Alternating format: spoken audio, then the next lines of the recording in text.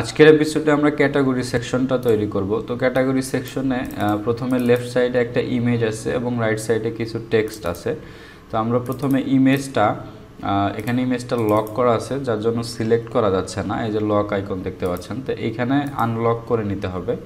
তো আনলক করে আমরা ইমেজটা প্রথমে সিলেক্ট করে নিই। সিলেক্ট করে ওকে, এই ইমেজটা এই যে সরাসরি যে ইমেজটা পিছনের যে একটা শেপ, এইটা সহ আমরা ইমেজটাকে নিয়ে নেব। আচ্ছা, এই যে এরকম, হ্যাঁ। তো এটা পিএনজি নিয়ে নিলাম আমরা। তো এই ইমেজটা নর্মালি আমরা চাইলে ইমেজের সাইজটা একটু বেশি নিয়েও করতে পারি। আমাদের নর্মালি ইমেজের যে রেশিও, এর থেকে 1.5 গুণ আমরা নিলাম, কারণ ইমেজ যদি আমরা বড় নিই তাহলে রেজুলেশনটা একটু ভালো হবে। আর ছোট স্ক্রিনে যখন আমাদের কলাম একটা একটা হয়ে যাবে, উপরে একটা 100% হয়ে যাবে, অ্যাবাউট আস যে টেক্সটটা এটাও 100% হয়ে যাবে, তখন ইমেজটা একদম ফুল স্ক্রিন হয়ে থাকবে যদি আমরা ইমেজটা সবসময় একটু বড় নিই। তো এটা আমরা এখান থেকে কপি করি। ওকে, তো আমাদের যে ফাইল foodist.html, এটার ভেতরে ইমেজেস, অ্যান্ড এইখানে আমরা একটা যে কোনো ইমেজের নামটা দিয়ে দিলাম,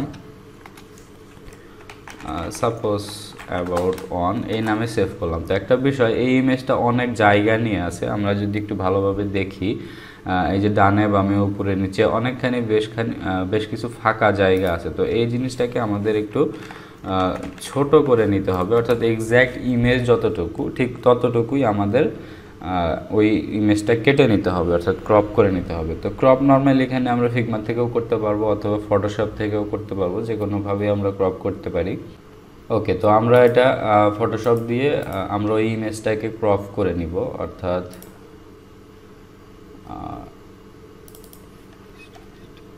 হ্যাঁ, এইখান থেকে যে এই যে about1.png এইটা ওপেন করলাম, দেখতে পাচ্ছেন যে উপরে নিচে ডানে বামে অনেকখানি হোয়াইট স্পেস আছে। তো এটা আমরা ক্রপ করে ফেলবো। ক্রপ করে ইমেজটা এক্স্যাক্টলি যতটুকু ঠিক ততটুকু কেটে নিচ্ছি।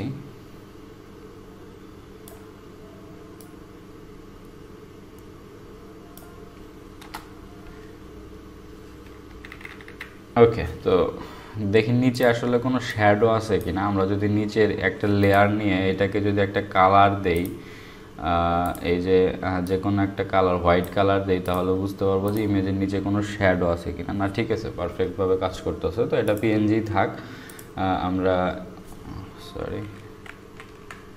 ওকে, তো এই লেয়ারটা আমরা ডিলিট করে দিচ্ছি, যেটা নিয়েছিলাম আর কি। ওকে, তো এই ইমেজটা সেভ দিচ্ছি।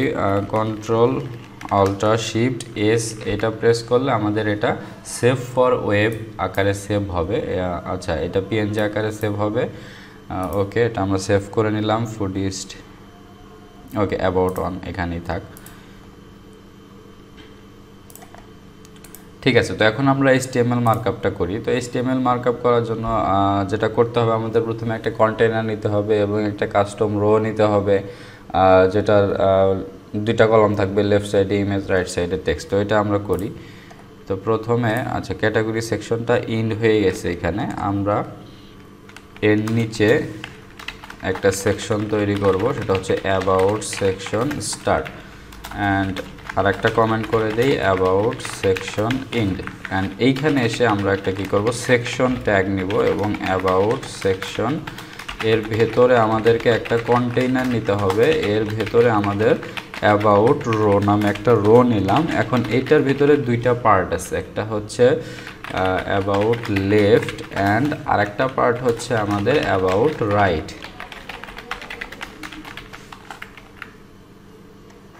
অ্যাবাউট লেফটের যে ইমেজটা, এটা আমাদের এখানে নিয়ে নিতে হবে।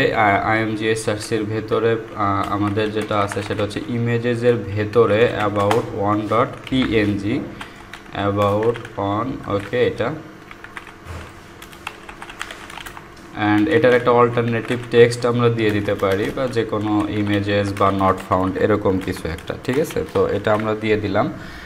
এখন আউটপুটে আমাদের এই ইমেজটা অলরেডি চলে আসছে। এরপরে আমরা যেটা করব সেটা হলো এইটার রাইট সাইডে কিছু টেক্সট আছে, হ্যাঁ। তো এটা আমরা পরে করতেছি। ইমেজটাকে একটু ছোট করে নিই 50% দিয়ে। আচ্ছা, দেখেন এই কন্টেইনারের ভেতরে যে রো, আমরা এখানে আমাদের যে সিএসএস, এইখানে আমরা একটা কমেন্ট করে ফেলি।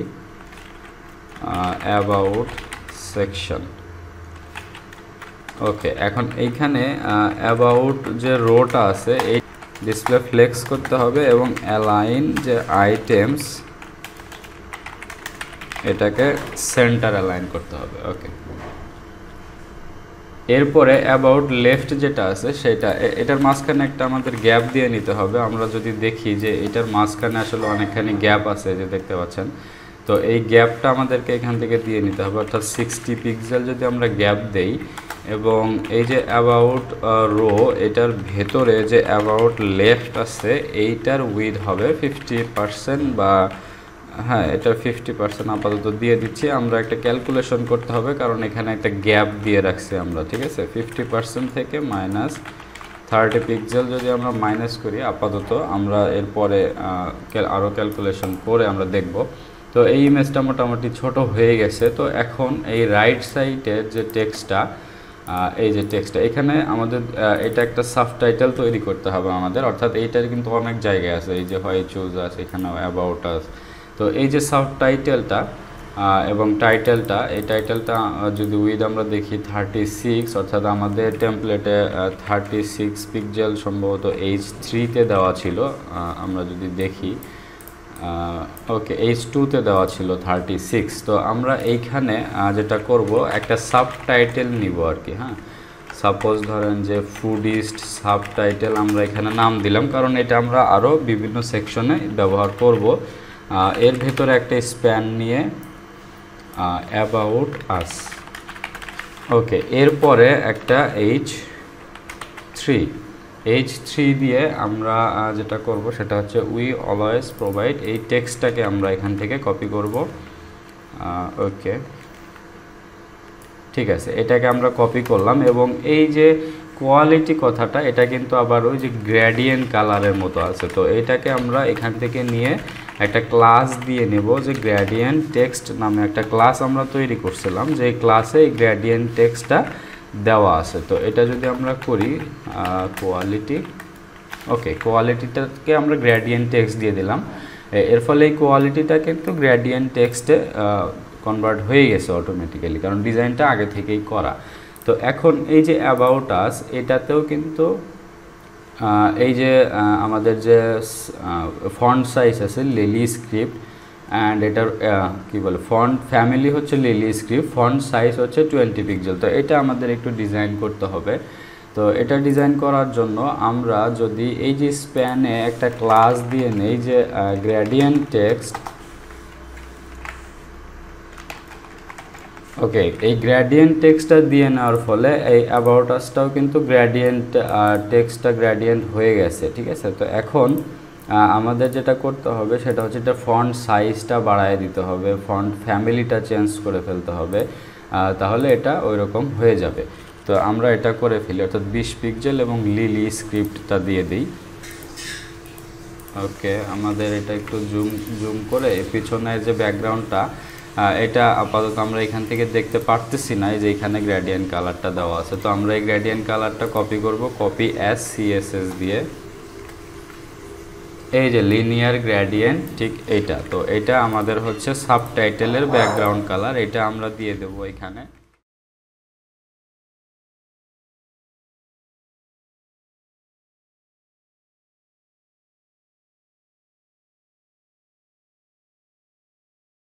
ওকে, এবং এটাকে ডিসপ্লে ইনলাইন ব্লক করতে হবে যেন এটা একদম এক্স্যাক্টলি পজিশনে থাকে আর কি। তো আমরা একটু দেখি যে এটার ব্যাকগ্রাউন্ডের কালারটা কিন্তু অনেকটা হালকা, ঠিক আছে, অর্থাৎ ওপাসিটি বা কিছু একটা আছে। তো আমরা আরেকবার একটু কপি করে দেখি যে ওরকম CSS আছে কি না এখানে। ব্যাকগ্রাউন্ড লিনিয়ার গ্রেডিয়েন্ট, ওকে, ব্যাকগ্রাউন্ডটা হচ্ছে এইটার, আমাদের এইটা ভুল হয়ে গেছে, যে এইটা যেটা আছে এটা হচ্ছে আমাদের টেক্সটের গ্রেডিয়েন্ট, আর এটা হলো ব্যাকগ্রাউন্ড গ্রেডিয়েন্ট। তো ব্যাকগ্রাউন্ড গ্রেডিয়েন্টটা হচ্ছে এটা, আর টেক্সটের গ্রেডিয়েন্টটা তো আমাদের আছে অলরেডি, অর্থাৎ প্রাইমারি গ্রেডিয়েন্ট যেটা। তো এটা হচ্ছে, ওকে, ঠিক আছে। তো ব্যাকগ্রাউন্ড গ্রেডিয়েন্টটা হয়ে গেল। এখন হচ্ছে টেক্সটের গ্রেডিয়েন্ট হচ্ছে আমাদের যেটা আছে সেটা হচ্ছে প্রাইমারি গ্রেডিয়েন্ট। তো এইটা আমাদের যেটা করতে হবে, ফুডিস্ট সাবটাইটেলের ভেতরে যে স্প্যান আছে এটাকে ফন্টের সাইজ হবে হচ্ছে 20 পিক্সেল, ফন্ট ফ্যামিলিটা হবে হচ্ছে লিলি স্ক্রিপ্ট, যেটা আমরা ভ্যারিয়েবলের নিচে কিনা আমরা একটু দেখি।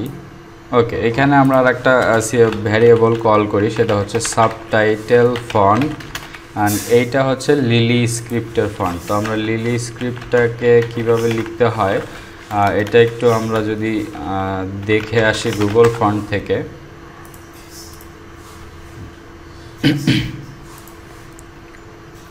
ওকে, তো এই হচ্ছে লিলি স্ক্রিপ্ট। তো এটা আমরা এখান থেকে সিলেক্ট করলে আমরা দেখতে পাবো ফন্ট ফ্যামিলি কিভাবে লিখতে হয়, লিলি স্ক্রিপ্ট 1।